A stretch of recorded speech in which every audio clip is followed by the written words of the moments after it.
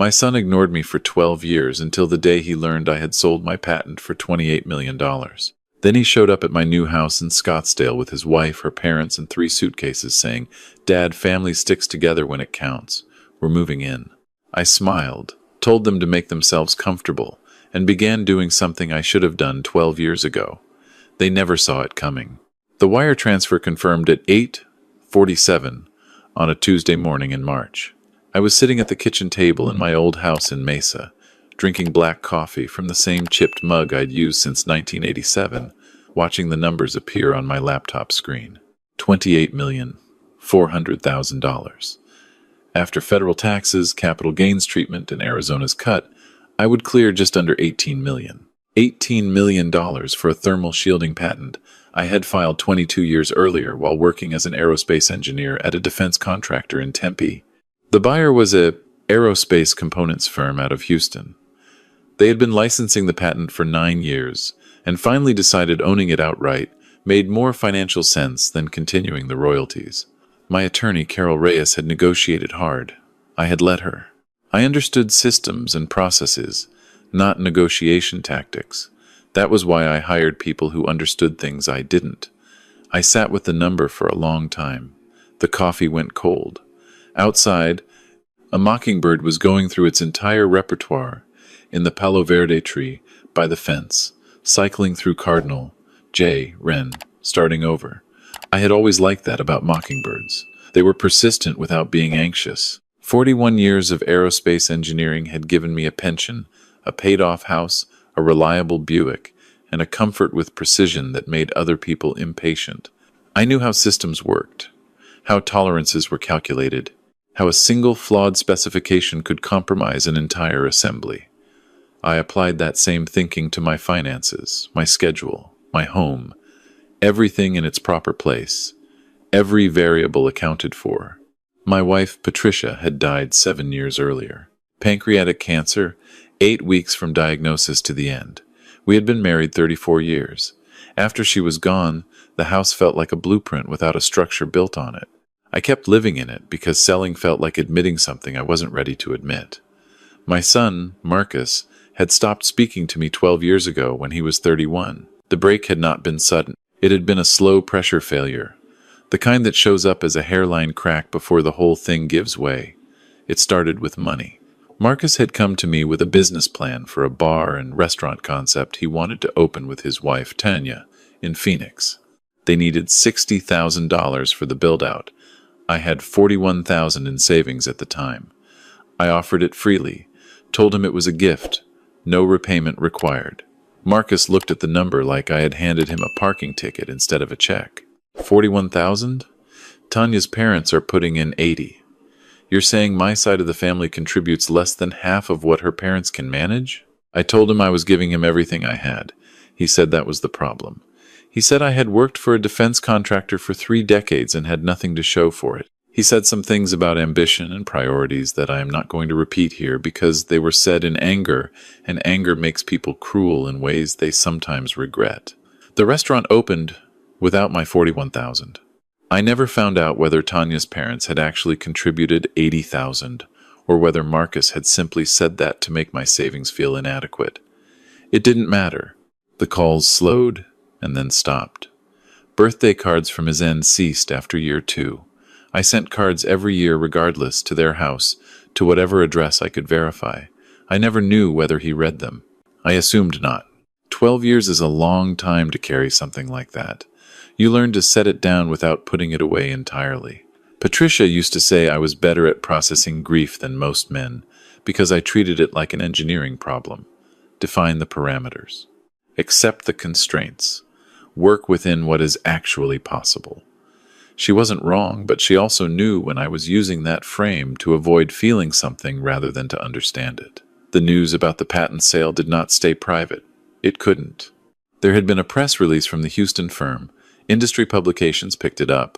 The Arizona Republic ran a brief item about a local retired engineer completing a significant IP transaction. My name, my background, the general scale of the sale. Enough. I found out how Marcus learned my new address the following way. I had moved to Scottsdale 3 weeks after the sale closed, buying a house on a quiet street near the McDowell-Sonoran Preserve. The realtor had listed my purchase in the county records, which are public. My name was in those records. Anyone looking would find it in an afternoon. Marcus was looking. I had been in the Scottsdale house for 11 days when the doorbell rang on a Saturday afternoon. I was in the garage, organizing my engineering reference books into the new shelving I had installed that morning. Precision required proper storage. I came through the side door into the entry hall and looked through the sidelight window before opening.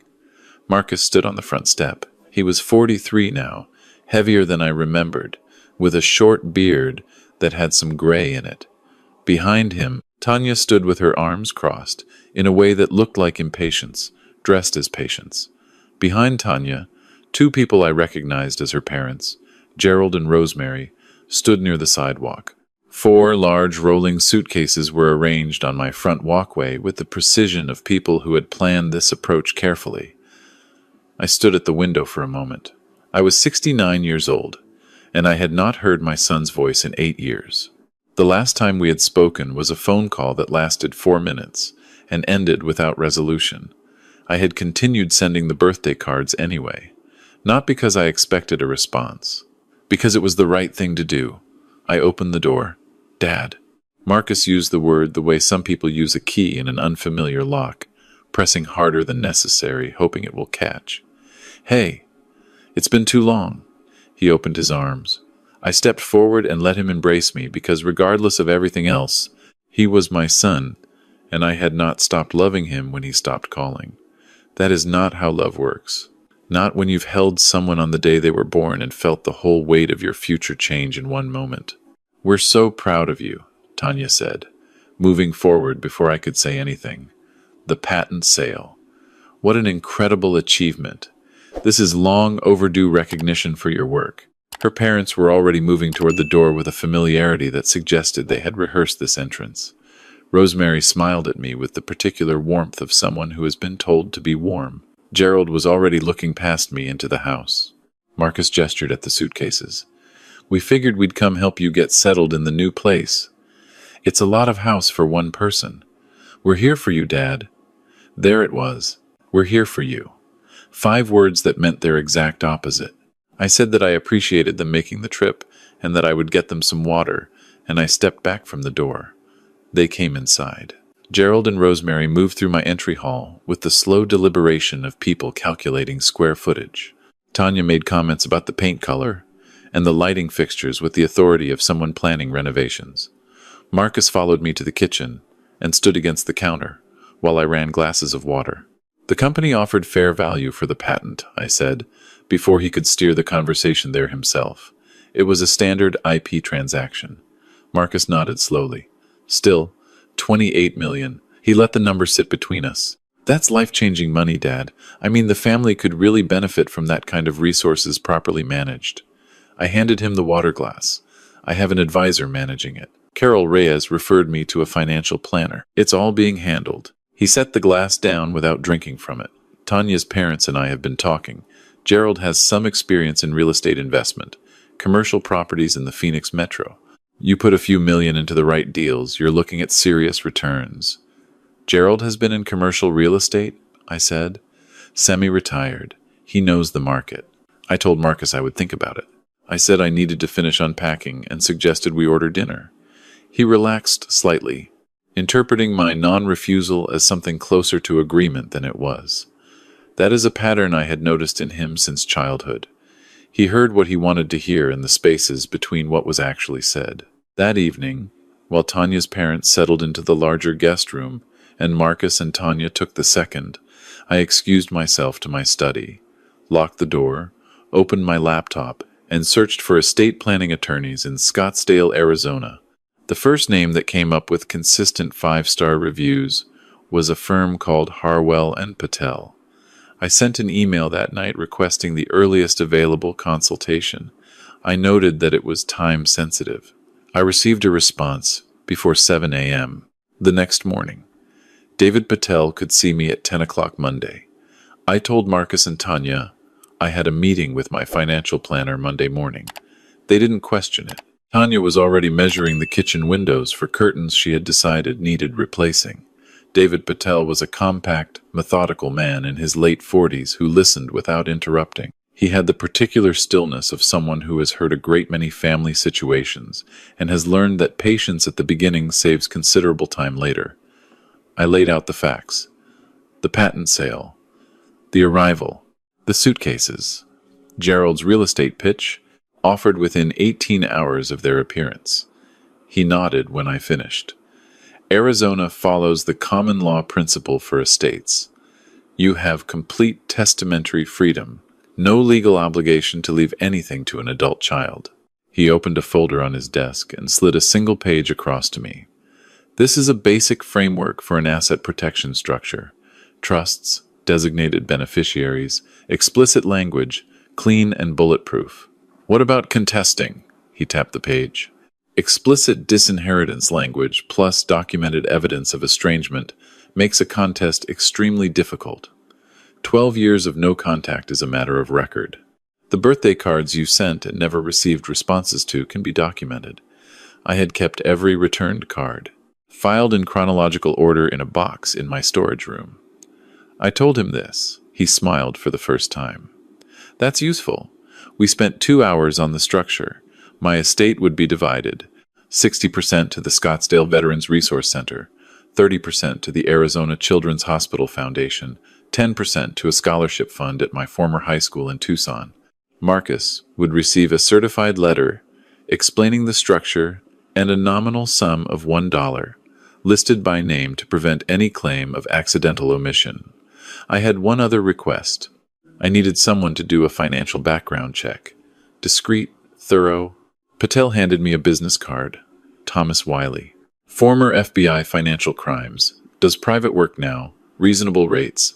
Tells you exactly what he finds and nothing more. I called Wiley from the parking garage. Over the following days, I returned to the house each evening and observed. Marcus and Tanya had unpacked fully. Their bathroom products occupied the guest bathroom counter. Rosemary had reorganized my kitchen cabinets without asking, moving things she found illogical. Gerald had set up a temporary workspace in my dining room with papers and a laptop, as if the room were his. My house had become their house in a matter of days, the way water becomes ice when conditions are right, gradually and then all at once. Gerald presented his real estate proposal on Wednesday evening after dinner. He had printed a 12-page packet, bound with a plastic spine. I turned each page at a steady pace while he talked. Commercial mixed-use development in Chandler. Projected returns of 18 to 22% over 5 years. Minimum investment $2 million.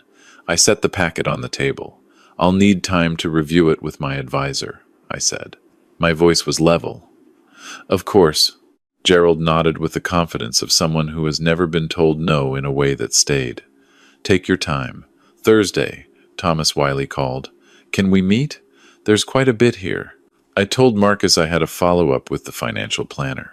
He nodded and went back to his phone. I met Wiley at a coffee shop in Old Town Scottsdale. He was a broad-shouldered man in his 60s, with the kind of face that had learned not to react to things. He slid a folder across the table. I'll give you the summary first. He folded his hands.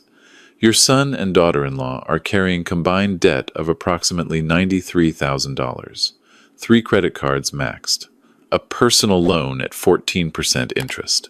2 months behind on their mortgage. Chandler property. 4 bedrooms. Purchase price $440. Current equity negative because of a HELOC they took out 18 months ago. He paused. Gerald and Rosemary Kurtz.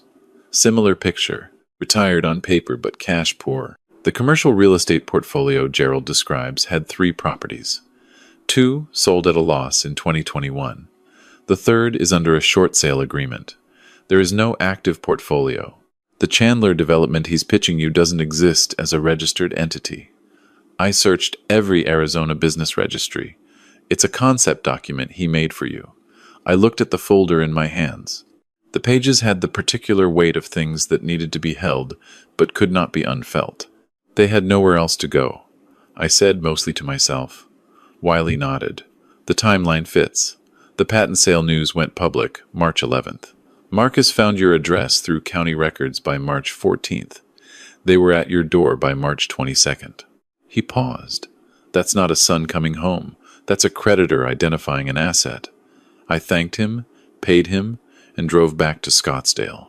That evening I sat in my locked study with an engineering notebook open in front of me.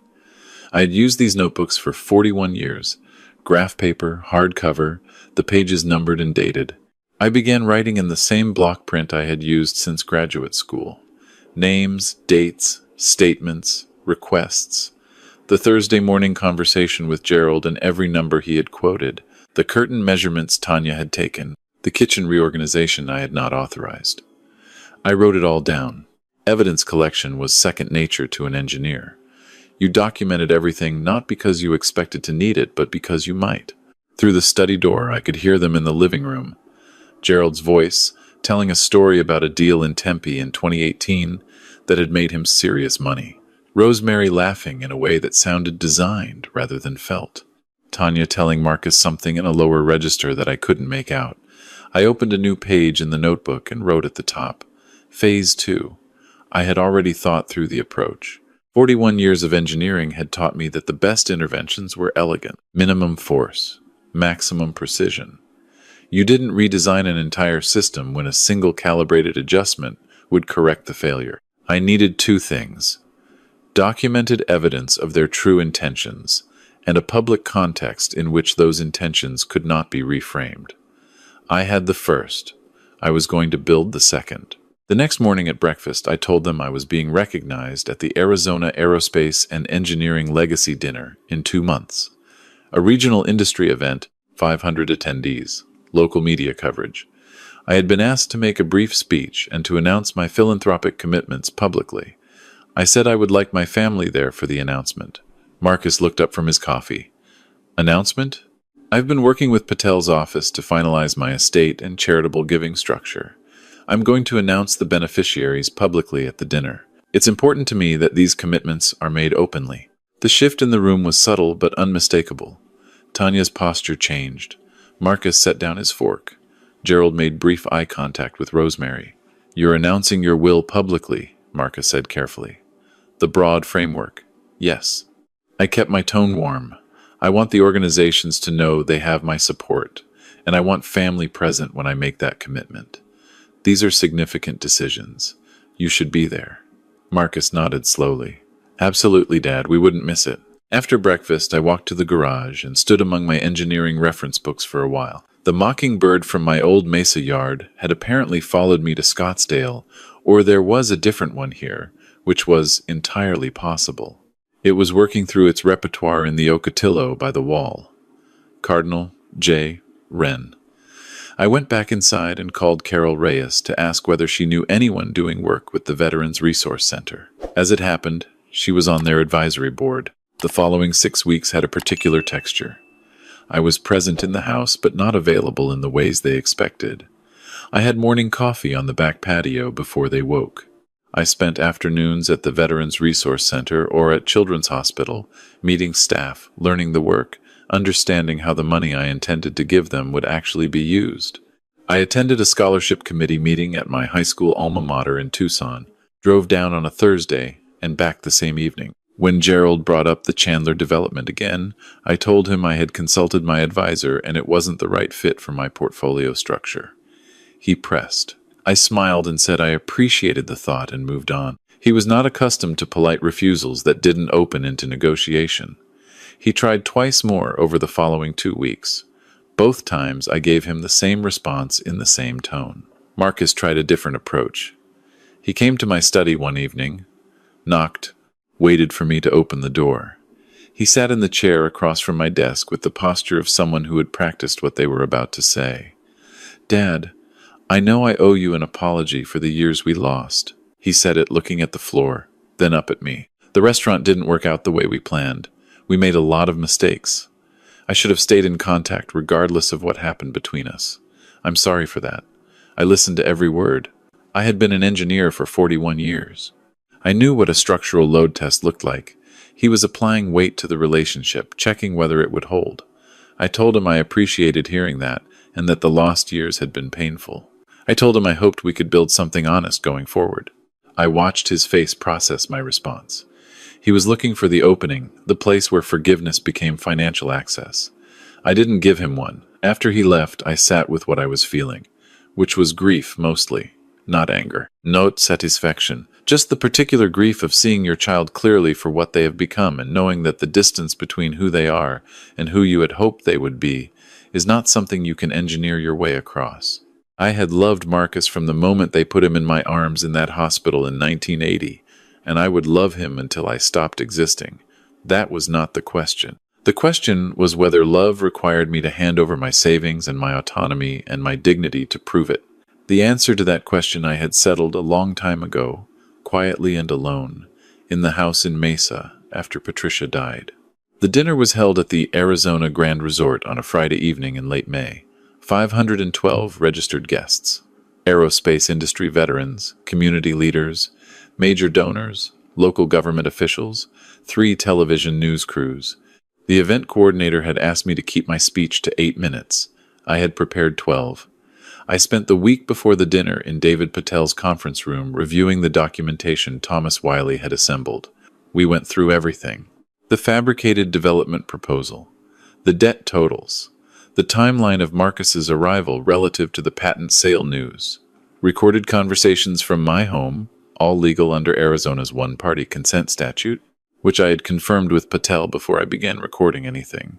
I had placed a small recording device in the living room bookcase between 2 copies of the same aerospace engineering handbook, which I had specifically bought 2 copies of for this purpose. I had placed a second device in the kitchen. I had recorded 17 conversations over 6 weeks. Some of what I recorded was mundane. Some of it was not. Gerald, to Rosemary, in the kitchen on a Tuesday afternoon. The development pitch isn't landing. We need the boy to work on him differently. Maybe the emotional angle. Tanya, to Marcus, in the hallway near the guest room. He's not as soft as you made him sound. He keeps saying he'll think about it. What does that mean? Marcus, to Tanya, later the same night. It means I need more time. He's lonely. That's the angle. He doesn't want to die alone. I keep showing up, being the son he wants. Eventually, he restructures the estate. I had transferred every recording to an encrypted drive and given a copy to Patel. I had brought the drive with me to the dinner in my jacket pocket. Marcus and Tanya arrived in formal wear. Tanya wore a green dress and the pearl earrings she had bought herself the previous week at a Scottsdale boutique using a credit card I had not authorized. Marcus wore a dark suit. Gerald and Rosemary sat with them at a table near the front. They had positioned themselves where they would be visible in any photos taken during my speech. Dinner was served. The industry president gave remarks about the history of Arizona's aerospace contributions. 3 awards were presented. Then the introduction. Harold, the president said, has spent 41 years contributing to systems that protect the lives of people he will never meet. His patent for thermal shielding technology has been integrated into components across multiple defense and commercial applications. Tonight, he joins us not only as an honored engineer, but as a member of this community who has chosen to direct his resources toward lasting good. I walked to the podium. The room was attentive.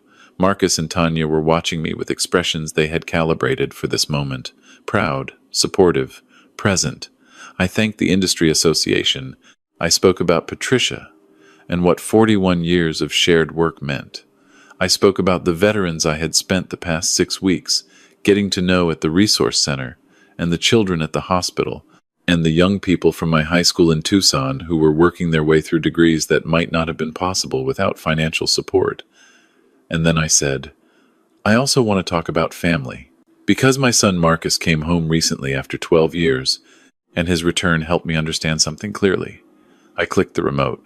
The first audio clip played through the ballroom speakers. Marcus's voice was unmistakable. He's lonely. That's the angle. He doesn't want to die alone. I keep showing up, being the son he wants. Eventually, he restructures the estate. The room went still in the particular way. Rooms go still when something true and ugly has just entered them. I clicked again. Gerald's voice. The development pitch isn't landing. We need the boy to work on him differently. Maybe the emotional angle. One more, Tanya's voice. He's not as soft as you made him sound. What does that mean? Followed by Marcus. It means I need more time. I looked up from the podium. Marcus had gone white. Tanya was gripping the edge of the table. Gerald had the fixed expression of a man calculating whether to stay or leave. 12 years ago, I said, my son told me that my savings were inadequate, that my career was a disappointment, and that I had nothing to show for my life. Then he stopped speaking to me. 8 days after the patent sale became public, he found my address and arrived with 4 suitcases, a fabricated investment proposal, and a plan to secure access to my estate by performing the role of the son I had always wanted. I let that sit for a moment. Tonight, I am announcing that my estate will be distributed as follows: 60% to the Arizona Veterans Resource Center, 30% to the Arizona Children's Hospital Foundation, 10% to the Harold G. Mason Scholarship Fund at Rincon High School in Tucson. I paused. My son Marcus is explicitly named in my estate documents. He receives $1. Not because I forgot him, because I chose this deliberately. I want that on record. The applause started near the back and moved forward. Several of the veterans I had come to know at the resource center were on their feet. A woman from the scholarship committee was crying. A news camera moved closer. Marcus was already standing. His voice cut across the applause. That's out of context. You had no right to record us privately. Arizona is a one-party consent state, I said into the microphone. I was present for every conversation. Every recording is completely legal. Context doesn't improve your words, Marcus. It only clarifies them. 2 security staff moved toward their table with the quiet efficiency of people who are very good at what they do. Tanya grabbed her purse. Gerald was already standing.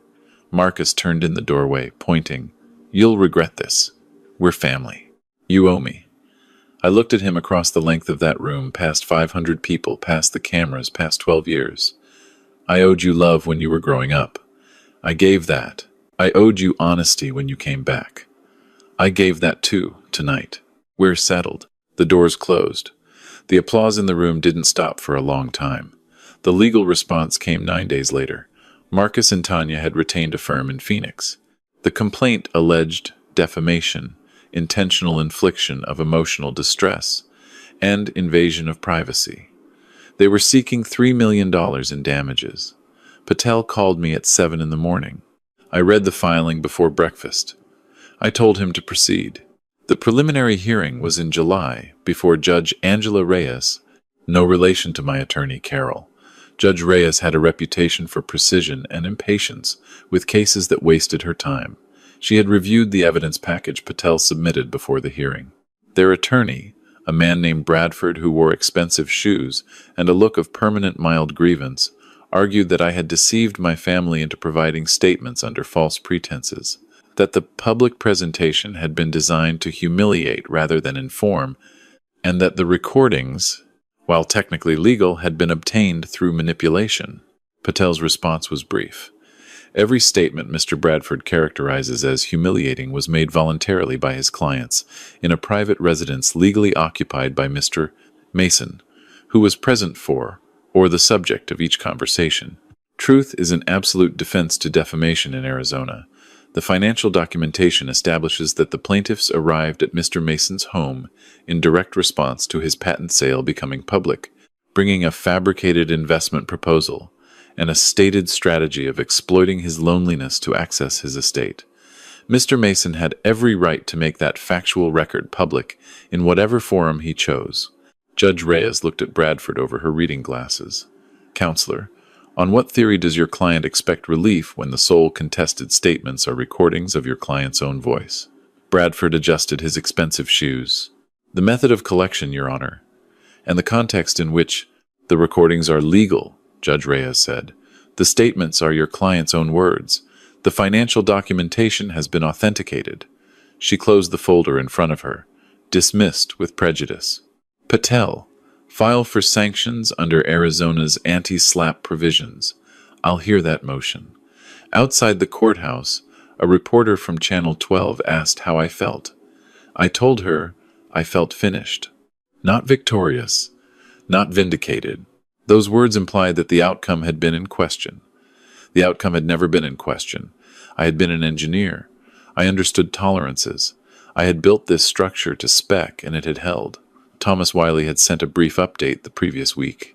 Marcus and Tanya had vacated the Scottsdale house 2 days after the dinner, while I was still at the hotel. They had taken everything they had brought, and nothing that was mine, which told me someone, possibly Bradford, had advised them to keep it clean. They had driven back to Chandler. Their mortgage servicer had filed a notice of default. Gerald and Rosemary had returned to their home in Surprise, Arizona. The short sale on their remaining commercial property had completed. Wiley didn't say much beyond the facts. He never did. That was what I paid him for. I came home to a house that was mine again. The kitchen cabinets were reorganized in someone else's logic, but that took me an afternoon to correct. I moved everything back to where I had originally placed it, methodically, starting with the mugs and working left to right across the shelves. A neighbor came by that evening, a retired civil engineer named Don Sprague, who lived 3 houses down and had introduced himself the week I moved in. He brought a 6-pack of a local IPA and said he had seen the coverage and thought I might want company that wasn't asking me anything. We sat on the back patio until it was dark. He told me about a bridge project he had worked on in the 80s that had required 12 iterations of the load specification before they got it right. I told him about a thermal cycling test that had failed at 48 hours and taken 3 weeks to diagnose. We talked about the engineering process, the way people who love a craft talk about it, without performing the love, just living inside it for a while. Before he left, he said, "My daughter and I went 2 years without speaking when she was in her 30s. We got through it. Sometimes you do, sometimes you don't. Neither outcome makes you a bad father or a bad engineer." I told him I appreciated that. After he left, I stood in the kitchen with the last of the IPA going warm in my hand, looking out at the Ocotillo by the back wall. The mockingbird was still working through its repertoire out there somewhere in the dark, persistent and patient, and indifferent to whether anyone was listening. The letter came on a Thursday in August, 6 weeks after the courthouse. Plain white envelope, Phoenix postmark, handwriting I recognized as Marcus's, from 20 years of birthday cards that had traveled only in one direction. I held it for 2 days before opening it. Not because I was afraid of what it said, because I understood that, once I read it, I would have to decide what to do with whatever it contained, and I wanted to be certain before I opened it that I was deciding from clarity rather than hope. I opened it on a Saturday morning with coffee on the back patio, the preserve visible above the roofline to the north, the early light doing its best work on the saguaros. There were 4 pages. His handwriting was careful in the way. Handwriting is careful when someone has drafted something multiple times and finally committed to a version they can live with. "Dad," he wrote, "I'm not writing to ask for anything. I want to say that plainly at the start because I know that every time I've come to you with words, there was something underneath them I wanted. And I know you always knew that, even when I didn't. I think I've always known you were smarter than I gave you credit for. I think I didn't give you credit for much at all. I'm not going to explain the restaurant or what happened 12 years ago in ways that make me the reasonable party. I said what I said.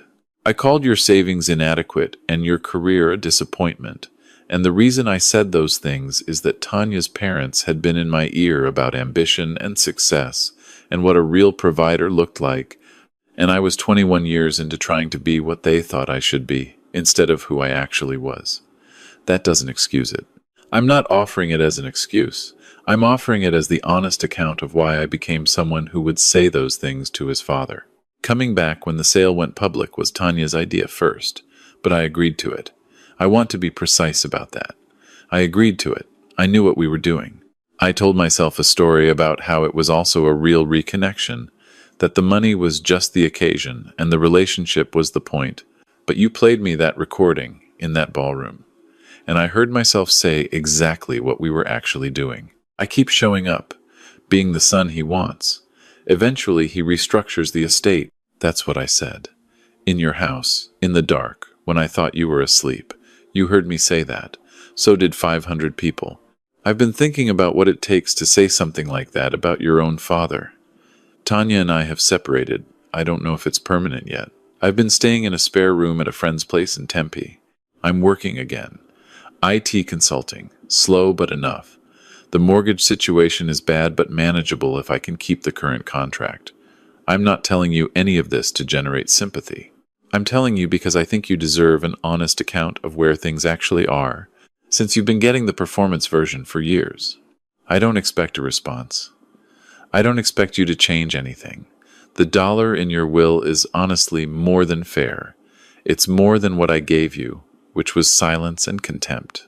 You documented everything, built your case, made it public, won in court, and you did all of it without saying one thing that wasn't true. I know enough about you to understand how much that precision mattered to you.